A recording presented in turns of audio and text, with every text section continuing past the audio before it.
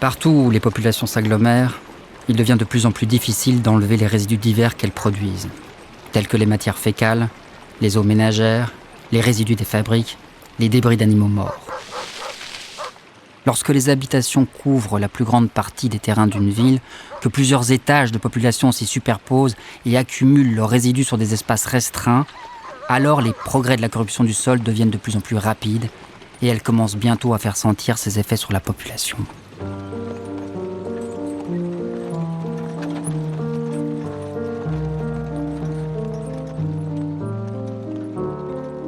Les maladies infectieuses entretiennent un lien étroit avec l'environnement. C'était vrai pour la peste, pour l'ergotisme, c'est encore plus vrai pour le choléra. À la différence que chez nous, cette maladie bactérienne est caractéristique de la période moderne et de la révolution industrielle.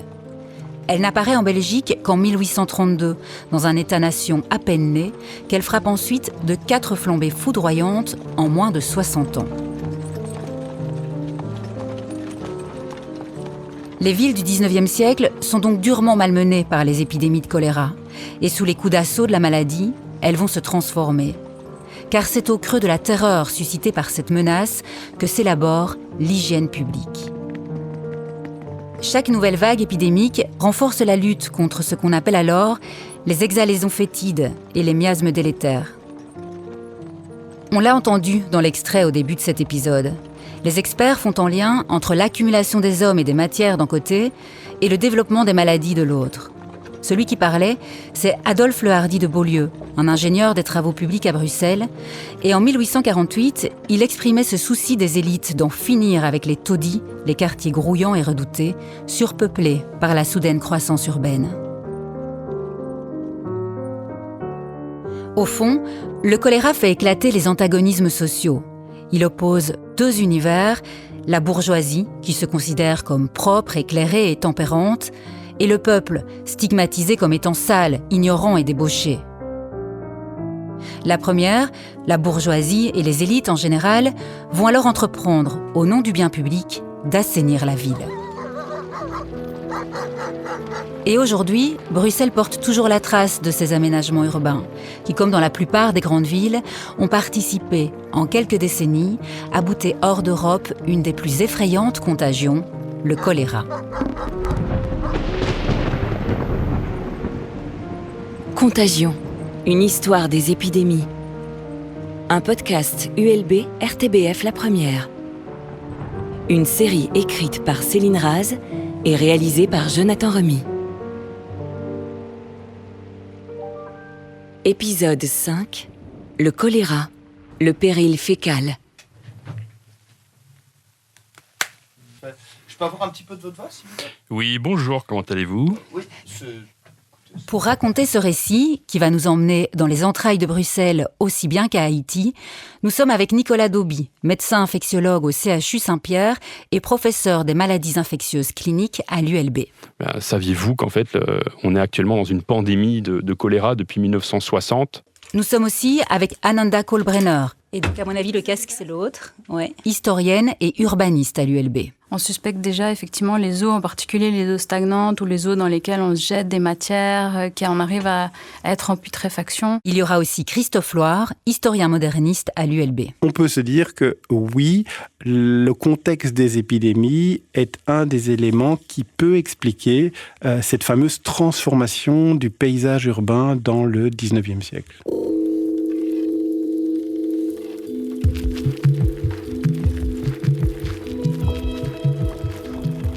Le choléra est une maladie infectieuse brutale. C'est tout l'inverse de la lèpre dont on a parlé ou de la tuberculose dont on parlera. Son scénario est extrêmement rapide. L'incubation est très courte. Nicolas Dauby, médecin infectiologue au CHU Saint-Pierre. Ça peut aller de quelques heures à quelques jours maximum. Et le tableau clinique va être caractérisé par une diarrhée extrêmement profuse. On va compter en litres, des litres. Le corps humain va littéralement se vider de sa substance hydrique, si je puis dire. Et ça peut aller en 6 à 12 heures. Le patient peut décéder du choléra. suite à une déshydratation majeure. Diarrhée, vomissement ? Vomissement, effectivement. Donc, on va se vider par en bas, mais par en haut également. Et donc, on va perdre de l'eau, mais on va également perdre des sels minéraux. Et donc, ça va expliquer les tableaux de faiblesse profonde liés à la déshydratation, la perte d'eau, mais également à la perte de sels minéraux. Ainsi affaiblies, les victimes du choléra se métamorphosent. Les membres sont raidis par des crampes, les yeux s'enfoncent dans les orbites, la peau, refroidie, prend une coloration violacée ou bleutée.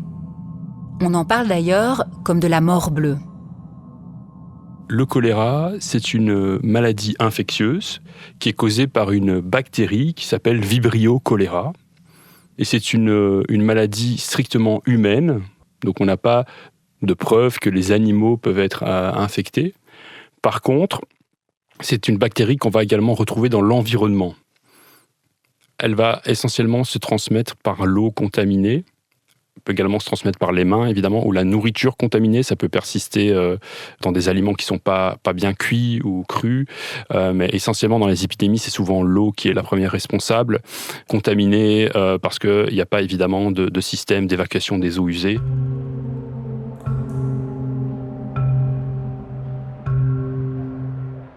Ce n'est pas une maladie récente en soi, le choléra.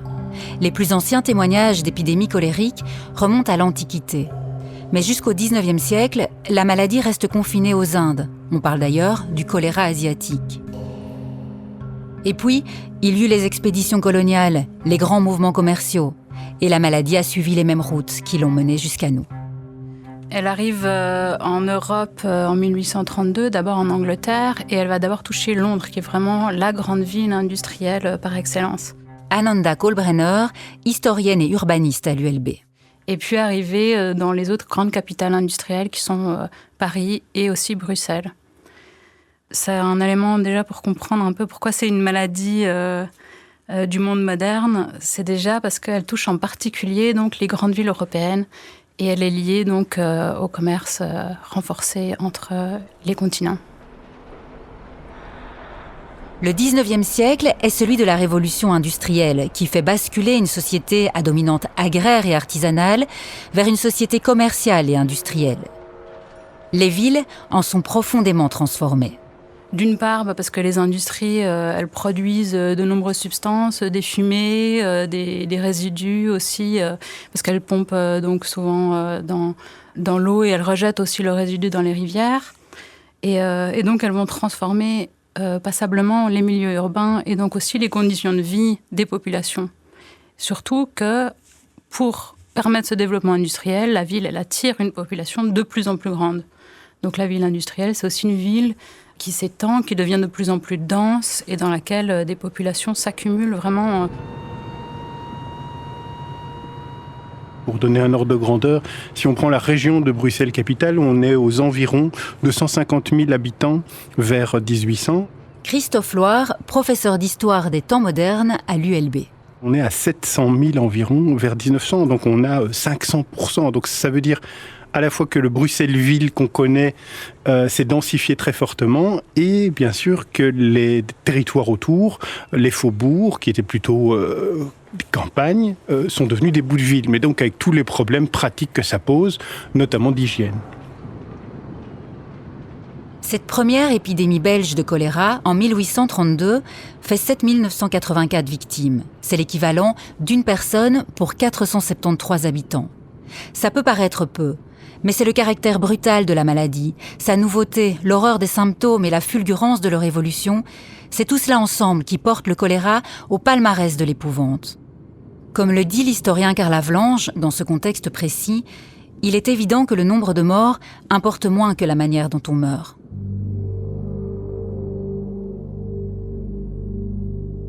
Puisque le choléra est une maladie moderne, pour nous en tout cas, la réponse s'organise de façon différente que pour les maladies infectieuses que l'on a déjà vues. La peste, la lèpre, l'ergotisme, c'étaient des maladies principalement associées à la période médiévale. Pour la première fois, avec le choléra, des structures spécifiques sont dédiées à la prise en charge de la maladie. Il y a le Conseil supérieur d'hygiène publique au niveau national. Il va prendre des mesures générales, comme établir un cordon sanitaire aux frontières. Mais la plupart des circulaires, des conseils et des règlements émanent directement des communes. On est à une époque où l'autonomie communale est presque complète en matière de santé publique. Les mesures sont extrêmement diverses, elles changent d'une localité à l'autre, mais globalement, elles reprennent les réactions traditionnelles. On isole les malades dans des hôpitaux, on blanchit les ruelles à la chaux, on les pave aussi. Certaines communes ferment les écoles et les pensionnats. On essaye en fait de créer une distance entre le corps et l'environnement coupable.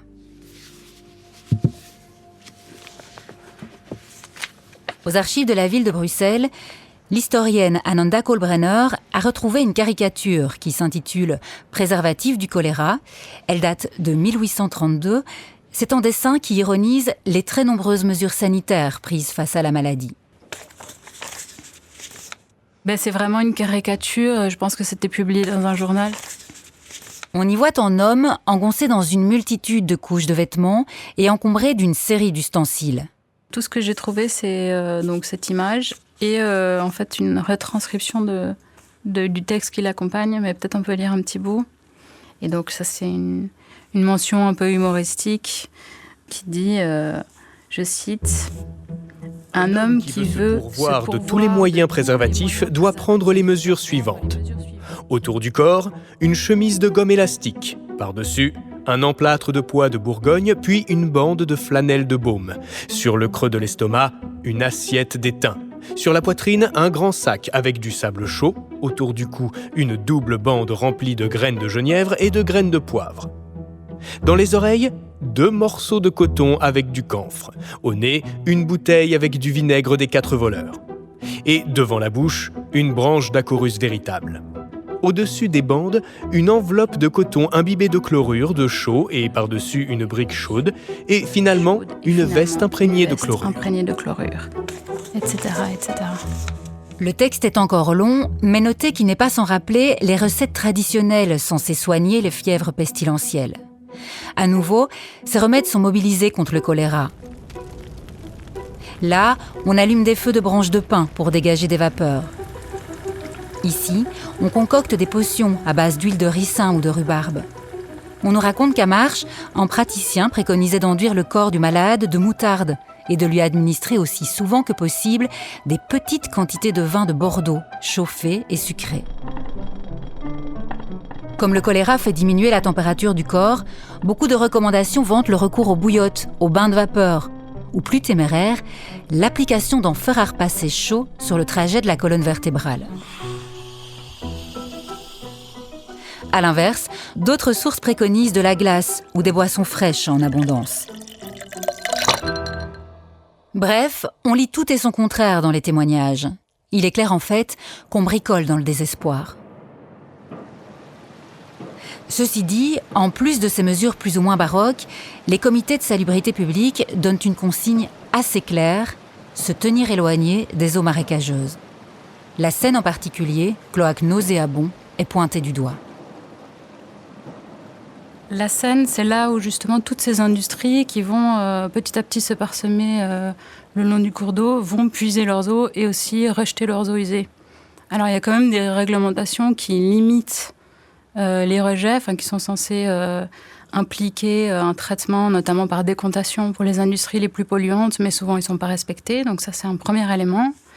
Et d'autre part, il y a aussi une partie des matières excrémentielles. Donc on revient au caca qui a déjà été discuté dans cette émission. Je suis ravie que tu fasses cette incise, c'est super. qui vont aussi être rejetés dans les cours d'eau. Donc il y a on va dire une augmentation des rejets quand même très conséquente. C'est aussi un changement de nature avec des pollutions aussi chimiques, métallurgiques, des métaux lourds.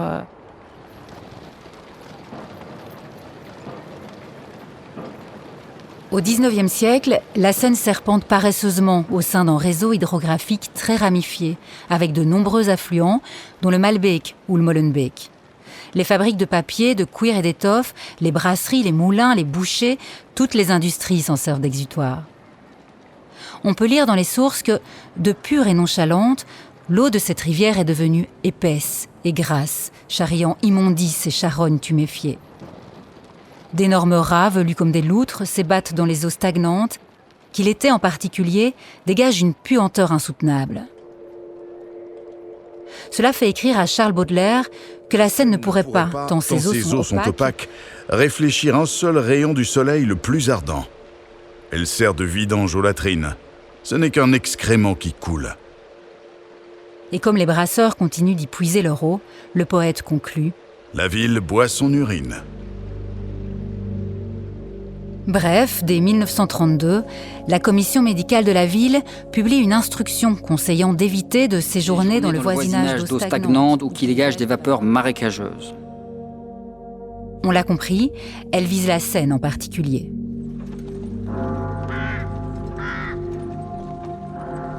En 1848, une seconde épidémie de choléra secoue la Belgique. Cette fois, elle fait 23 027 victimes. Autrement dit, 1 habitant sur 200 décède. C'est déjà beaucoup plus que la première fois, 16 ans plus tôt. La maladie effraie tellement qu'on cherche à se débarrasser au plus vite des cadavres. Certains s'empressent d'obturer la bouche et les narines des défunts avec de l'ouate. Les victimes sont enterrées 5 ou 6 heures après leur mort à peine, sans passer par l'église. Et cette précipitation, elle amène une autre angoisse au sein de la population, celle d'être enterré vivant. Il y a une œuvre spectaculaire et macabre qui représente cette terreur. Une œuvre d'un peintre marginal et hors norme, l'un de nos artistes romantiques les plus talentueux, mais aussi les plus controversés, Antoine Wirtz. Le tableau est intitulé « L'inhumation précipitée ». On est allé le voir avec l'historien Christophe Loire. C'est sans doute le tableau qui, pour Bruxelles, témoigne le mieux de cette question liée au choléra, puisque c'est au cœur de l'œuvre, puisqu'il y a un tas de cercueils qui sont empilés, et dans un de ces cercueils en bois, on voit un mort présumé qui ouvre le cercueil, qui pousse avec sa main, et clairement, il n'est pas décédé. Alors que sur le cercueil, il est mis « mort du choléra », certifié par nous docteurs, et puis un cachet sur ce cercueil, et c'est signé par un docteur qui s'appelle Sans doute. Évidemment que c'est l'humour d'Antoine Wirtz, hein, donc, et que l'œuvre même, par le fait qu'il y a une personne qui sort du cercueil, contredit l'attestation médicale. Alors ça fait référence à ce qu'on appelle la taphophobie, hein, c'est la peur d'être enterré vivant, et clairement, quand il y a plus de mortalité, il y a plus de probabilité d'avoir des erreurs et d'être éventuellement enterré vivant, que ce soit pendant les guerres ou que ce soit pendant les épidémies. Et on peut voir qu'avec les épidémies de choléra, on va prendre des mesures supplémentaires de sécurité, sans doute parce qu'il y a eu des cas où, en tout cas, il y a une peur réelle de la population. Donc, il y avait une partie des médecins qui étaient appelés des médecins vérificateurs, qui étaient dans les hôpitaux et qui, là, délivraient des certificats de décès. Et on voit qu'en 1866, pour Bruxelles, ils vont également créer des médecins vérificateurs, mais directement dans les cimetières. Et à ce certificat de décès, on va devoir ajouter un permis d'inhumation. Donc, on voit bien qu'il y a des mesures supplémentaires de sécurité parce que c'est pas évident dans la précipitation.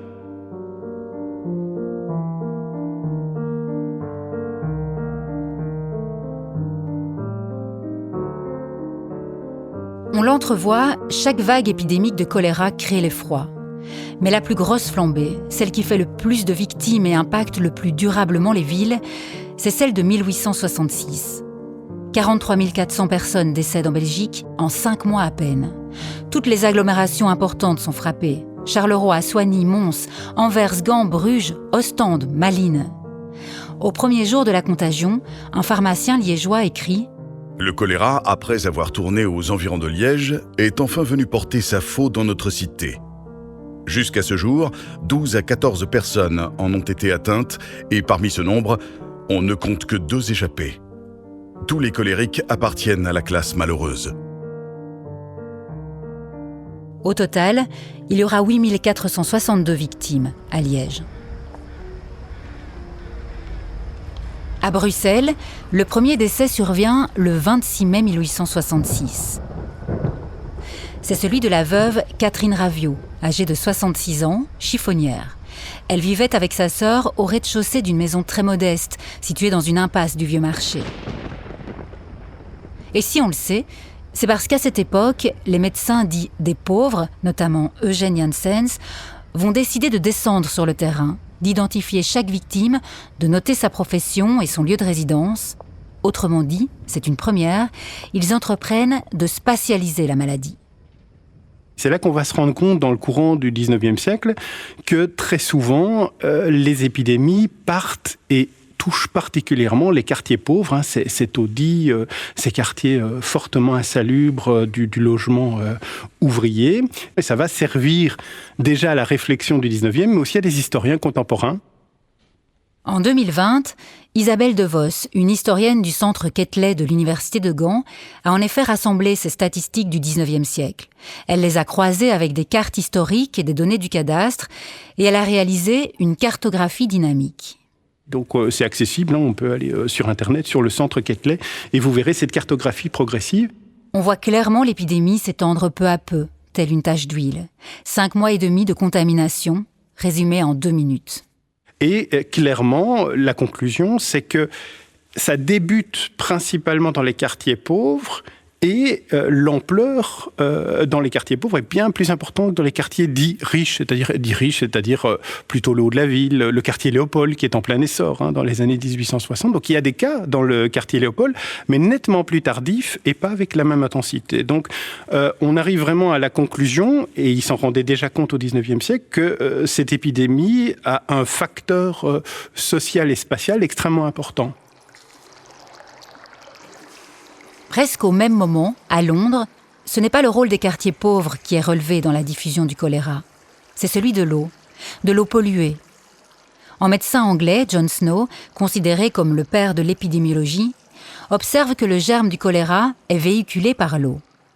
Il a émis l'hypothèse que l'origine de l'épidémie dans ce quartier était causée par une pompe à eau qui était présente donc au coin d'une rue qui s'appelle Broad Street. Nicolas Dauby, médecin infectiologue au CHU Saint-Pierre. Et on peut toujours aller voir cette pompe à eau à Londres actuellement. Et donc comment est-ce qu'il s'est rendu compte que c'était l'eau de cette pompe qui était à l'origine de l'épidémie ? Eh bien, il a observé des travailleurs d'une brasserie qui travaillaient donc dans le même quartier et qui, eux, n'avaient pas le choléra. Et en fait, en interrogeant ces travailleurs, il s'est rendu compte qu'ils n'allaient pas s'approvisionner en eau auprès de cette fameuse pompe de Broad Street, mais qu'ils avaient leur propre puits. Et donc, il a porté le message auprès des autorités londoniennes qu'il fallait absolument fermer cette pompe. Et les autorités, heureusement, l'ont écouté et ils ont coupé cette pompe à eau et l'épidémie s'est éteinte toute seule. Autrement dit, même si on ignore encore la véritable cause du choléra, on comprend dès ce moment que les eaux usées et les eaux des cours d'eau, aussi souillées par toutes sortes de résidus urbains, présentent un danger. La différence, c'est qu'à cette époque, la théorie dite des miasmes ou théorie aériste l'emporte encore. On considère que les quartiers insalubres et les eaux usées de la Seine, par exemple, sont à l'origine d'émanations nauséabondes, et que ce sont elles, les émanations, et non la bactérie, qui constituent un véritable poison pour les organismes qui l'inhalent. Évidemment, ce ne sont pas les odeurs pestilentielles en elles-mêmes, l'air soi-disant corrompu, qui est dangereux. Toujours est-il que l'idée est déjà d'agir sur l'environnement, et qu'en soi, c'est une bonne idée. Il semble y avoir un consensus en cette année 1866. À Liège, l'un des plus grands hygiénistes belges, Isidore Poutzeys, écrit ceci. Nous voyons la maladie se déclarer en premier lieu dans les ruelles, impasses, cités ouvrières, casernes, dans les habitations encombrées où le renouvellement de l'air laisse à désirer, où la capacité cubique n'est pas en rapport avec le nombre d'habitants, où la lumière pénètre parcimonieusement, où la malpropreté est l'état normal, où le sol des chambres, des cours, des corridors est constamment imprégné de matières organiques en voie de décomposition, dont les latrines, quand elles en possèdent, sont un lieu d'infection qu'aucune expression n'est assez forte pour caractériser. À Bruxelles, le chirurgien et anatomiste Louis de Roubaix, aussi professeur de médecine à l'ULB, présente au conseil communal un rapport d'assainissement de la ville. Il y écrit que les foyers d'insalubrité développés dans les quartiers pauvres finissent par réagir sur la pureté de l'air des quartiers riches. La pureté de l'air des quartiers riches. Il plaide pour l'expropriation des zones ouvrières. Il réclame le voûtement de la Seine et la construction d'un réseau d'égouttage. Le ton est condescendant et on décèle dans ses propos cette mécanique d'aider les pauvres pour épargner les riches. On ne connaît pas l'impact de ce rapport, mais c'est en tout cas exactement ce qui va se passer dans les années qui vont suivre. Les épidémies, elles vont vraiment renforcer les mesures proposées par le mouvement hygiéniste. Ananda Kolbrenner, historienne et urbaniste à l'ULB. Et la grande mesure la plus célèbre à Bruxelles, c'est ce voûtement de la Seine, qui vise à assainir la ville, à la protéger des inondations, puisqu'à l'époque, comme c'est quand même une toute petite rivière, dès qu'il pleut, elle déborde, elle est très enserrée, en plus dans un tissu urbain très dense, entouré de maisons ouvrières. Et donc ça crée des gros problèmes d'inondation. Donc le voûtement de la Seine, il est censé à la fois résoudre ça, et il est censé protéger les habitants des miasmes, de toutes ces odeurs infectes liées à tout ce qu'on rejette dans la rivière à cette époque. Bruxelles adopte les plans de l'architecte Léon Seuys, et en quelques années, la Seine est voûtée sur une longueur de plus de 2 km. À côté de cela, tout un réseau d'approvisionnement en eau potable est organisé. Donc avant cette époque-là, et ça c'est important de le dire, on ne buvait pas l'eau de la Seine. Principalement, on captait des eaux dans la nappe à travers des puits et des fontaines. Mais le développement de l'approvisionnement à domicile va être favorisé par les mesures hygiénistes, suite notamment aux épidémies de choléra. Et on a un grand réseau d'approvisionnement à domicile à l'échelle en fait, de Bruxelles qui va être mis en place, inauguré en 1855. Ça va aussi impliquer des nouveaux problèmes, puisque jusque-là, l'eau était gratuite, mais elle va devenir payante à partir de ce moment-là. Donc on a aussi un changement politique à ce niveau-là important. Du côté des égouts, qui existent déjà avant le 19e siècle, on pense à en changer la fonction. Jusque-là, ils ne servent qu'à l'évacuation des eaux de pluie et des eaux usées ménagères. Désormais, se dit-on, ils pourraient aussi récolter les excréments et les conduire en dehors de la ville. C'est d'autant plus urgent que, avec l'explosion démographique, la ferme des Boues est dépassée. La ferme des Boues, c'est comme l'explique Ananda Kolbrenner, un service de nettoyage de la voirie qui assure la vidange des latrines et des fosses d'aisance communes. Il y avait, jusqu'au milieu du 19e siècle, un système de récupération de toutes les matières en fait, organiques, mais aussi des excréments humains en particulier, qui étaient récupérés pour engraisser les champs, donc qui étaient une source d'engrais importante. Toutes ces matières-là, elles ont une valeur marchande. Et donc, le service de propreté de l'époque, qui est la ferme des Boues, ça s'appelle, va venir récupérer, vidanger notamment les fosses pendant la nuit. Donc, c'est effectivement plutôt des tonneaux. Donc, ça doit être des tonneaux fermés qui sont transportés par chevaux et justement qui circulent dans la ville et qui ramènent le fruit de leur travail à la ferme des Boues. Aux abords du canal, les matières fécales sont déversées dans des grands bassins urbains, transformés en fumier urbain, puis revendus aux cultivateurs. C'est un véritable circuit court de la matière organique, retournée à la terre pour être transformée en denrées alimentaires. Mais donc, la révolution industrielle et la croissance urbaine augmentent considérablement le volume des excréments, et la ferme des Boues ne sait plus y faire face. D'où la modernisation du réseau d'égouts et son utilisation pour l'évacuation des matières excrémentielles. Cette infrastructure, elle va préserver en fait Bruxelles de toute une série de choses. Donc, effectivement, des débordements de la rivière d'abord. Elle va maintenir aussi les égouts séparés des eaux de la rivière dans Bruxelles, mais à l'extérieur de Bruxelles, ces deux flux vont être remélangés. C'était pas prévu initialement. À la base, Bruxelles devait trouver une solution pour ces eaux usées avant de les jeter dans la Seine. Justement parce que la province soutient les intérêts des communes de proximité, donc les communes en aval de Bruxelles aussi. Et donc elle avait imposé un système de traitement qui faisait partie du plan d'assainissement, mais qui n'a jamais finalement été réalisé. Pour les populations en aval de Bruxelles, le problème n'est que renforcé, puisque du coup, effectivement, tous les égouts vont se rejeter dans la Seine. Et ça, c'est une situation qui va durer très longtemps, puisque c'est qu'au tournant du XXIe siècle qu'on va avoir un système d'épuration des eaux usées à Bruxelles. C'est un peu la honte, ça, non? On a mis un siècle et demi à résoudre notre problème d'égout, quoi. C'est un peu la honte.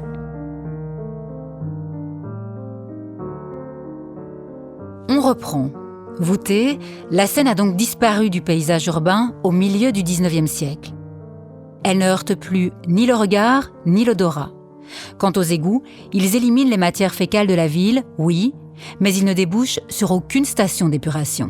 Quelque part, on se débarrasse plus du problème qu'on ne le résout. Comme on dit, on cache, en fait, la qualité de l'eau de manière souterraine. On ne résout pas le problème, on n'assainit pas la Seine, en fait, on la recouvre.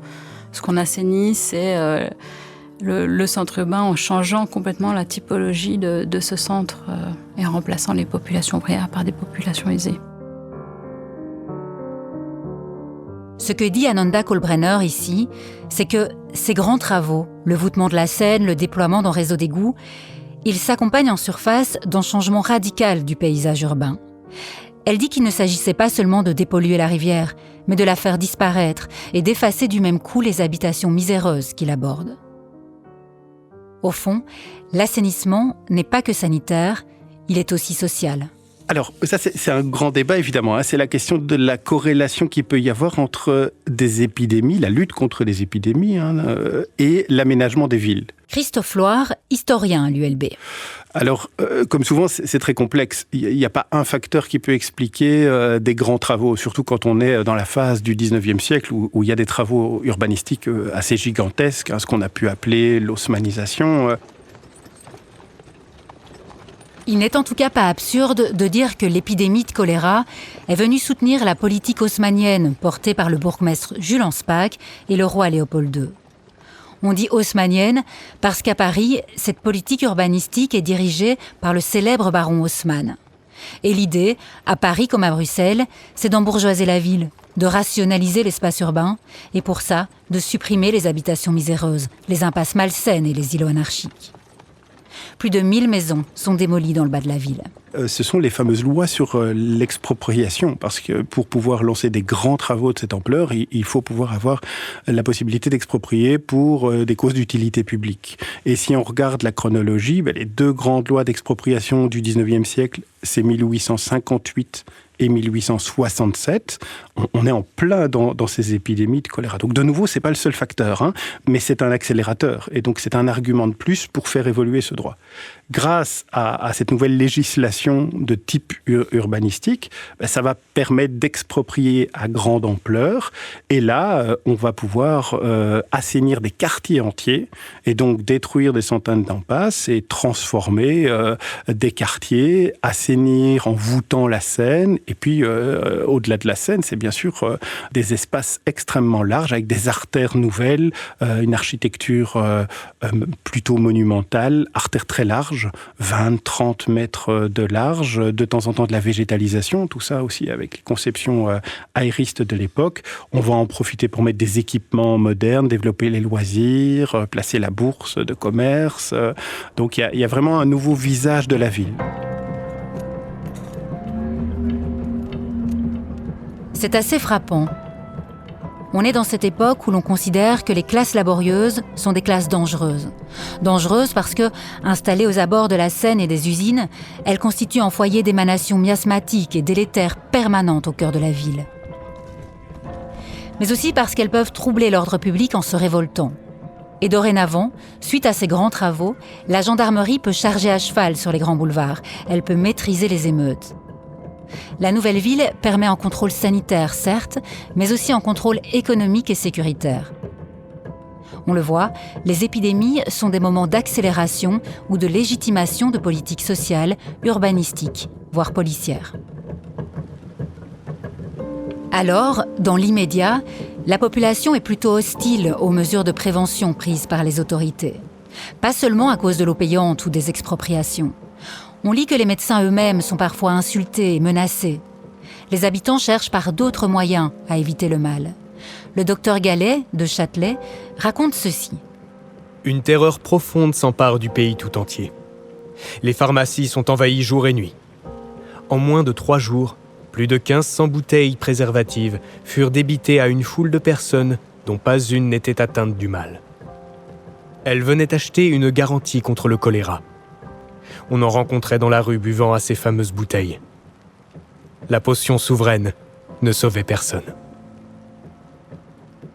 Et puis, il y a du charlatanisme, qu'on peut repérer notamment dans la presse, en plein développement au XIXe siècle, avec des petites annonces, avec des soi-disant antidotes. Et il y a la police qui prend certaines mesures contre ces charlatans. Parce que la police aussi est un acteur assez important dans ce XIXe siècle. Elle est un peu à tous les niveaux. Elle lutte à la fois contre le charlatanisme, elle doit prendre des mesures contre les processions nocturnes.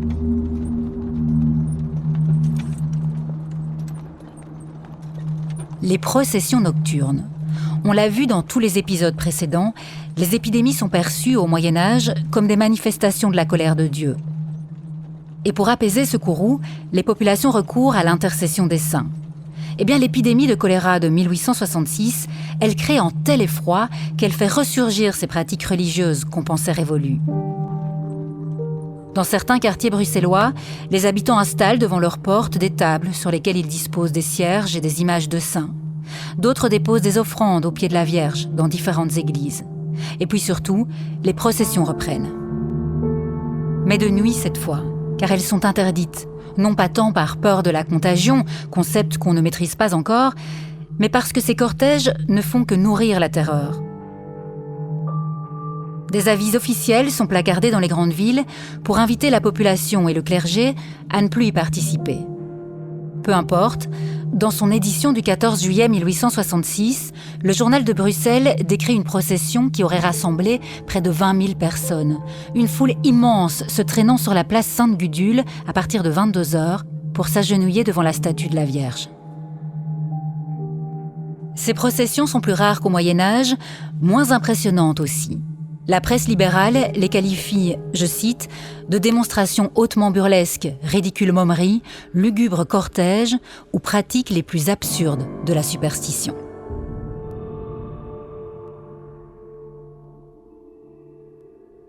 Un médecin de l'époque, Alphonse Leclerc, écrit que le choléra a fait du bien. Son apparition et sa présence ont imprimé à l'hygiène une marche rationnelle. Alphonse Leclerc est vice-président du comité de santé publique d'Ixelles.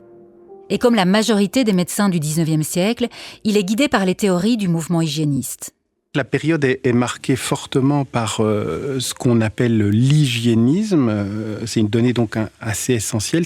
C'est un courant de pensée qui est apparu fin du XVIIIe siècle déjà, donc avant le choléra. Donc c'est pas directement lié au choléra, mais le choléra va intensifier ce courant de pensée. C'est l'idée que les règles de préservation de l'hygiène doivent déterminer les choix et les pratiques politiques, sociales, mais aussi, du coup, architecturales et urbanistiques. Donc c'est mettre l'hygiène comme point essentiel dans les décisions et les choix politiques, sociaux, architecturaux, urbanistiques, ce qui est vraiment une donnée importante pour comprendre l'ampleur de certaines des décisions. Et si ce courant a pu parfois être excessif, s'il n'a pas mis le doigt sur la véritable cause des maladies, il n'en reste pas moins que toutes ces mesures d'hygiène individuelle et d'assainissement public vont faire reculer les épidémies au XIXe siècle. D'ailleurs, quand le choléra revient une 4e fois en Belgique en 1892... V'là le choléra, v'là le choléra, v'là le choléra qui arrive. De l'une à l'autre rive, tout le monde en crèvera. V'là le choléra, v'là le choléra, v'là le choléra qui arrive. De l'une à l'autre rive, tout le monde en crèvera. Eh bien, tout le monde n'en crève pas, non, contrairement à ce que chante Aristide Bruant. L'épidémie fait nettement moins de victimes. C'est aussi qu'entre-temps, en 1884, a eu lieu un véritable tournant. Le bactériologiste allemand Robert Koch a découvert le vibrion du choléra. On sait maintenant que la diffusion de la maladie n'a rien à voir avec les émanations miasmatiques, mais qu'il s'agit bien d'une bactérie, d'un bacille virgule, ainsi nommé parce qu'il est courbé comme une virgule quand on l'observe au microscope. Ça prendra un peu de temps pour que toute la communauté scientifique s'accorde sur cette nouvelle théorie microbienne, Mais au tournant du XXe siècle, il devient généralement acquis que le choléra se transmet principalement par voie féco-orale, c'est-à-dire en ingérant de l'eau souillée ou plus rarement des aliments contaminés par la bactérie Vibrio cholerae. Cela veut dire que toutes les mesures d'hygiène et d'assainissement public prises au XIXe siècle pour écarter le péril fécal, aussi contestables et contestées fussent-elles, elles ont joué un rôle clé dans l'extinction des épidémies. Aujourd'hui d'ailleurs, le choléra a disparu des pays à revenus élevés, des pays qui disposent de réseaux de distribution d'eau potable, d'égouts et de stations d'épuration.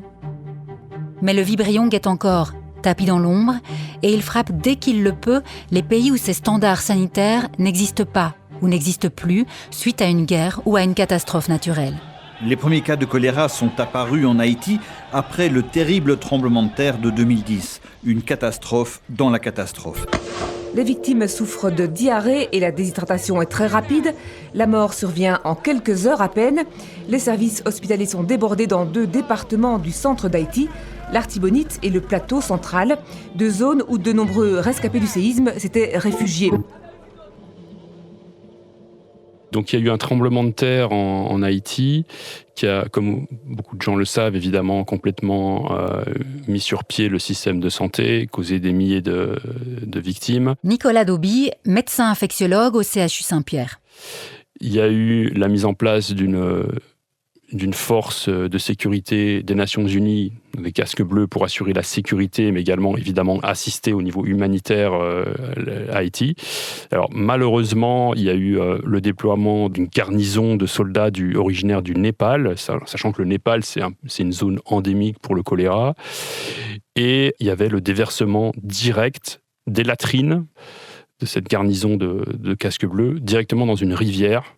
Et donc, ce n'était pas un patient, c'était probablement des dizaines de patients de casque bleu avec le choléra, parce que la quantité de bactéries retrouvées dans la rivière était massive et a pu initier une épidémie pour la première fois sur l'île d'Haïti, parce que ce pays avait été jusqu'à présent jamais impacté par le choléra. Et depuis maintenant plus de 15 ans, ce pays souffre d'épidémies récurrentes de choléra, vu l'état de ses infrastructures.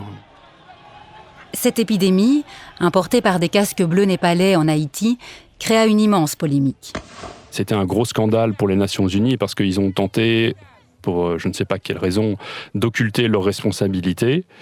Parce que clairement, il y a eu des lacunes évidentes. Vous n'allez pas larguer des latrines directement dans une rivière qui est utilisée par la population locale pour boire de l'eau, pour faire son linge, etc., pour se laver. Donc c'était une faute évidemment énorme de l'ONU qui au final a été condamnée. Mais ça a pris du temps. L'épidémie en Haïti est l'une des plus grandes épidémies de choléra depuis le début du XXe siècle. Mais elle n'est pas la seule. Depuis 2017, le choléra rôde toujours au Yémen. Oui, et ce constat aggrave la situation déjà bien fragile du pays. L'épidémie s'étend sur tout le territoire, des morts, mais aussi des milliers de cas suspects sont désormais recensés. 3000 cas sont détectés tous les jours. Le choléra est aussi dans des camps de réfugiés au Burundi. En effet, les réfugiés qui arrivent du Congo... Ici, en 2026. Certains d'entre eux sont arrivés et avaient déjà le choléra. Médecins sans frontières a traité plus de 200 cas avec l'aide du ministère de la Santé dans le camp. Et il y a une épidémie actuelle au Soudan. Donc peut-être vous avez entendu ou pas dans les nouvelles que le Soudan est affecté évidemment par une guerre civile, ethnique depuis maintenant 2 ans. Avec également des dizaines de milliers de cas de choléra à cause des déplacements de population. Et cette épidémie a un impact sur les pays frontaliers, donc le Sud-Soudan et le Tchad, parce qu'il y a des déplacements de réfugiés tout simplement. Aujourd'hui, le choléra est une maladie qu'on sait soigner. D'abord, il existe un vaccin qu'on administre dans des zones endémiques. Actuellement, par exemple, une grande campagne de vaccination est en cours au Mozambique. Quant au traitement en lui-même, il réside presque tout entier dans la réhydratation du patient. Les camps de prise en charge des patients avec le choléra, c'est quelque chose qui est extrêmement codifié, comme on a mentionné. On a les protocoles de perfusion, de réhydratation. Et il y a également un élément critique dans la prise en charge du patient avec le choléra, c'est le lit. Donc c'est un lit très spécial. Déjà, c'est un lit qui est évidemment en plastique, qui doit être lavable, désinfectable. Mais la particularité de ce lit, c'est qu'il y a un trou au milieu. Et évidemment, vous pouvez comprendre que le patient qui est complètement déshydraté, qui est hypotendu, il est plus capable de se lever pour aller aux toilettes. Et donc, on a un trou au milieu. Et en dessous de ce trou, qu'est-ce qu'on met ? On met un seau. Et ça va permettre de quantifier les pertes. Vous savez mesurer combien ce patient a perdu de litres d'eau. Et évidemment, ça va vous aider pour le réhydrater de manière appropriée en termes de volume. Pas trop vite, mais pas trop lentement non plus. Alors qu'au XIXe siècle, le taux de mortalité du choléra pouvait atteindre 50%, les protocoles mis en place par l'Organisation mondiale de la santé permettent désormais de maintenir ce taux de mortalité à moins de 1%, en tout cas dans les camps où les patients sont pris en charge. Ils sont réhydratés par intraveineuse, on assure le rapport en eau et en sels minéraux, et la prise d'antibiotiques permet aussi de réduire la durée des symptômes. Il y a une feuille de route de l'OMS pour empêcher les épidémies de choléra, donc les tableaux cliniques qui vont causer des milliers de cas, des dizaines de morts, etc. Par contre, ce ne sera pas possible d'éradiquer la bactérie, parce que la bactérie, elle persiste dans l'environnement. Et ça, c'est une très mauvaise nouvelle pour l'avenir. Elle est vraiment adaptée à des environnements plutôt chauds.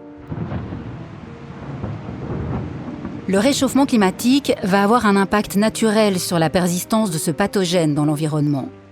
D'autant que ce même réchauffement climatique est en plus, on le sait, à l'origine de phénomènes météorologiques extrêmes, des tempêtes tropicales, des fortes pluies ou des inondations.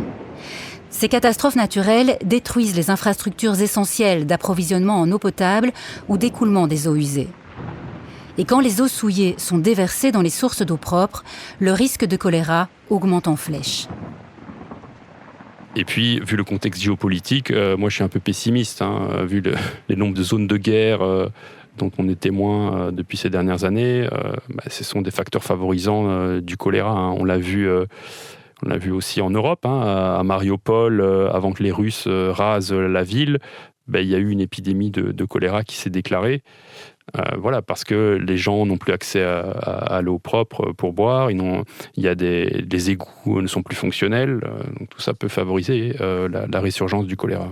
Donc c'est pas une maladie dont on a fini de parler à l'avenir ? Je pense pas.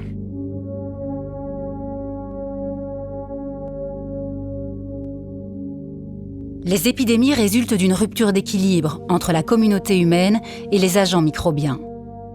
Cet équilibre dépend des immunités, des contacts, des comportements, des changements démographiques et des mobilités.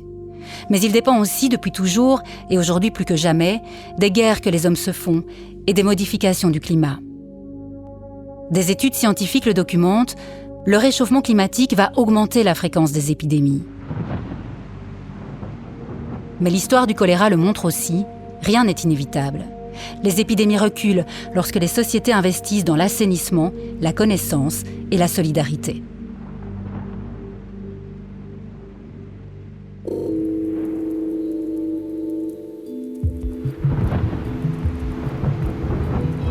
Vous écoutiez Contagion, une histoire des épidémies, un podcast coproduit par l'ULB et RTBF La Première.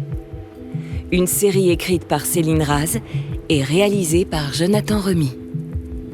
Avec les voix d'Alexis Flamand, Benoît Grimiot, Nicolas Herman et Mathieu Meunier.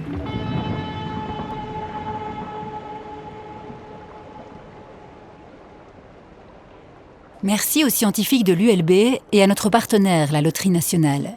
Et puis merci à vous. J'espère que cet épisode vous a plu. Retrouvez la suite de cette série et de nombreux autres contenus d'histoire sur RTBF Ovio.